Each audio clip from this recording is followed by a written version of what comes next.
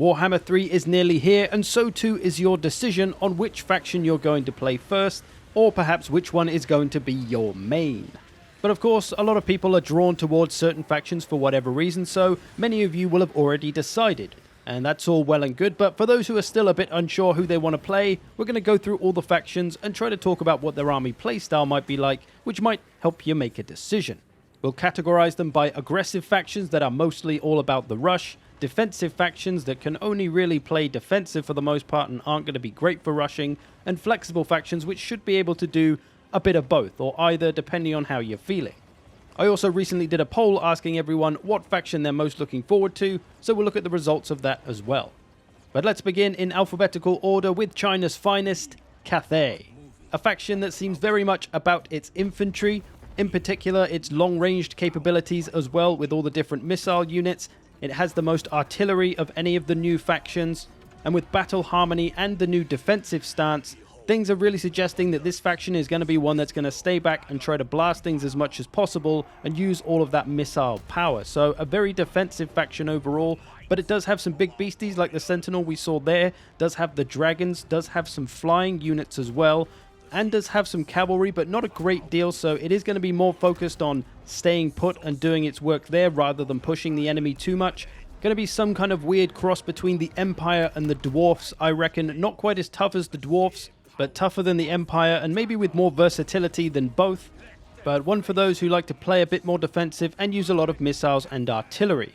So Cathay will plonk in the defensive section, as it seems that's where they're going to be strongest, and they're probably not going to be very effective, or at least not as effective, trying to play rush and aggressive, because they don't really have the cavalry power for it, or the mobility power for it, the monsters and things like that. But if you can get good at what they do best, which is being defensive, using their missiles and artillery, getting all the ammo off, they could be pretty brutal and dangerous. But if brutal and dangerous is really what you want, then you're probably going to be playing Khorne. A seemingly straightforward faction, lots of heavy armor, lots of monsters, lots of strong heavy infantry, powerful cavalry. No ranged units though, only two kind of artillery pieces, the Soul Grinder and the Skull Cannon. Both of those can act as artillery, so you can use that if you have a ranged advantage, but they're also both good in melee, so you will be using them there as well, all in aid of the aggressive rushy playstyle. No magic to worry about with Khorne as well. He doesn't have any spellcasters, so if you struggle to use magic effectively, then you don't need to worry about it with old Khorne. Another big thing I think we'll find with the Khorne faction is that everything is very expensive. So it's going to be tough to field large armies, and that comes with its own set of problems, especially in multiplayer. But hey, it's less to micro. Khorne, of course, going in the aggressive section here, though. His faction is going to be all about charging forward. There isn't really going to be any defensive game plans other than using your artillery a little bit, maybe. But overall, this does make the Khorne army pretty predictable. They are going to rush and come at you. There's not really any two ways about it. Same as the Beastmen or Norska. They will come at you. They do have a little bit of ranged, but they're probably just going to charge you and try to smash you in the face, smash through your front line, and just absolutely ruin your life. That brings us to the faction I'm most looking forward to, Kislev. Finally, a human faction with some strong infantry. I'm looking forward to that. A lot of their melee infantry also doubles up as missile infantry as well, so there's going to be a lot of missiles all over the place for Kislev. They've got great cavalry as well, the bear cavalry. They've got some monsters like this fluffy cat here and the elemental bear. So they should be pretty versatile in their playstyle. You can play very aggressively with lots of infantry and cavalry if you want to. Those war sleds going to be there as well for the aggressive play. Or you can go heavy on the ranged, heavy on the stronger missiles like the armor-piercing Streltsy there. You've got the artillery as well in Little Grom. So lots of choices for those who like a more versatile faction which don't have to stick to one particular playstyle. This will obviously mean that Kislev is going to be one of our flexible factions, smack bang in the middle here. So if you like to try out a lot of different strategies and tactics, Kislev should be a good choice here. Although technically you can do that with any faction really, but being flexible just gives them a little more leeway on being effective as either an aggressive faction or a defensive faction, or somewhere in the middle. But if you really enjoyed 2020, maybe Nurgle is going to be more up your street, as he probably literally is right now.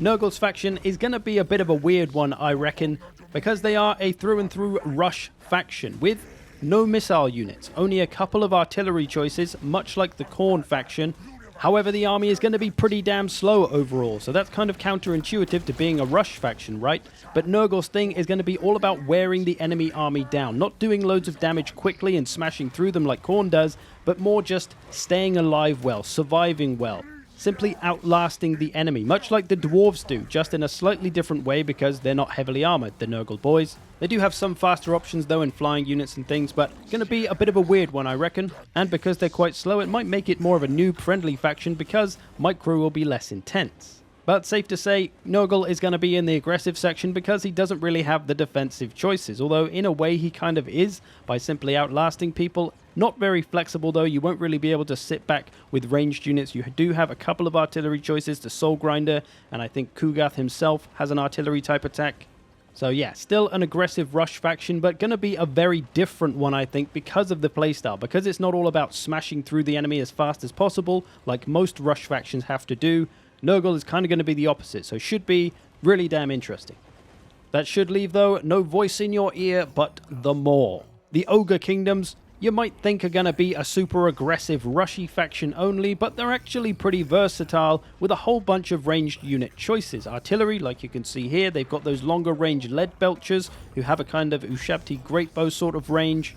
The man-eater pistols that we already have in Warhammer 2, so a fair few ranged choices, meaning they should have a pretty versatile playstyle. Of course, it's going to be all about rushing forward with ogres and smashing things in the face for sure, so rushy playstyle definitely going to be a good one. Got that big heavy cav and some monsters to flank around with and just to mess stuff up with. So you should have the option of fairly simple rushy builds that will be very effective. But if you want to get a little more complex and complicated or catch people out, you could go pretty defensive and ranged heavy, use a lot of missiles and artillery, or go somewhere in between. Either way, your enemies should scream and run, but that's part of the fun because the ogres are going to be a flexible faction. So somewhere in the middle should be effective as an aggressive rush faction if they want to be, but do have the defensive capabilities to sit back up on a hill, use some artillery, use those long-range lead belchers, the man-eater pistols, and really play that defensive game if they want to. But perhaps you're a bit of a dirty pervert and you're really into hooves, then maybe Slaanesh's faction will be the one for you. They are going to be a 100% rush faction as they have literally no ranged units of any kind. Not one, nothing. So you are going to be rushing very, very quickly though, so speed of the essence for the Slaanesh faction. Very fast moving, which is going to make them quite micro-intensive, I reckon. Their units are going to require a lot of flanking. They have that devastating flanker ability, which they need to make the most of, so getting into the sides and backs of units going to be very important for a lot of the army. Very much a glass cannon faction, not very much armor, so you're going to have to make sure you use all your units well, because if they get messed up before they really get to do any damage, they're probably not going to be very effective. So basically the kind of same but also the very opposite of Nurgle. You're still a rush faction, but you're looking to do your damage and get the battle over quickly rather than drawing it out into a war of attrition, because Slaanesh is probably going to be terrible at that. So naturally Slaanesh goes into the aggressive section because they are the most aggressive faction of the bunch. With no missiles, they have no choice about it. There's no flexibility there. It's rush or die. And that brings us to the final faction, the Birdman's boys. It's Tzeentch's faction. Another army that is going to be pretty unique in its playstyle, I think. It seems kind of rushy, but also has some defensive vibes. It's got a lot of flying units. Seems like a lot of hit and run tactics are going to be necessary with that barrier mechanic. But there are some missile infantry options, like the Pink Horrors for a bit of range. You do have the Flamers for some shorter range, but very powerful ranged attacks. Is some artillery choices there as well with the Soul Grinder. And of course, lots and lots of magic. So if you're really into magic, you like using magic, Tzeentch is going to be the go-to faction. Of course, pretty much all these factions, bar Khorne, is going to be all about the magic in some way. They've all got it. It's all going to be useful to them. But for Tzeentch, it's extra special.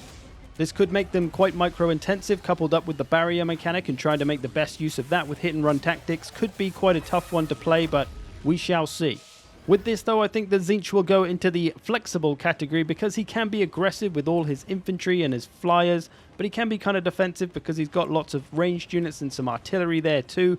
And of course, all the magic is kind of ranged as well, so he should be able to play fairly defensively if he wants to, but for the most part, I imagine he'll probably stay quite flexible, being a bit aggressive with some defensive power too. So there we go. The aggressive, flexible, and defensive factions of the 7 new Warhammer 3 factions. Khorne, Nurgle, Slaanesh, all the Chaos factions basically, bar Tzeentch, who is in the flexible section with Kislev and the Ogres, leaving the only defensive faction as Cathay. Now these are for the most part my predictions, as this is speculation. I haven't played all the factions yet, so I don't know, but I will soon so we can figure out which factions are which. But I think my experience of looking at units and learning factions, this is what I can see from how these factions are going to roll. But which faction is looking like it's going to be the most popular? Which one are the people looking to play? Well, I did that poll, and here are the results. Kislev at the top of the board with 281 votes. There was about 1,500 votes in this altogether. Closely followed, though, 1 vote behind is Nurgle. So people love a good virus, apparently. This does make Nurgle the top Chaos God that people are looking forward to. And not far behind those top 2 is Cathay. A lot of people excited for those, and of course they are a faction that wasn't really in the tabletop, only a little bit, but now they're fully fleshed out in Warhammer 3, and they are looking like they're going to be pretty popular. Followed then by the other 3 Chaos Gods in a fairly predictable order. I maybe would have put Tzeentch above Slaanesh, I would have thought, but they are very close in votes.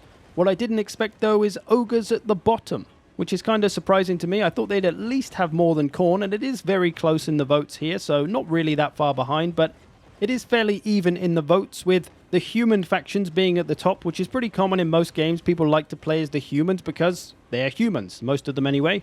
And that does make it kind of surprising that Nurgle is above Cathay. Perhaps all the people that voted for Nurgle actually have COVID at the moment, and they're a little bit delirious and confused, and the virus made them vote for Nurgle. These Chaos Gods work in mysterious ways, but there we go. I thought that was kind of interesting. Not really that surprising, though, with Kislev being at the top. Like I say, human factions, always pretty popular. But there we go. Hope you've enjoyed this. Thanks for watching. See you in the future.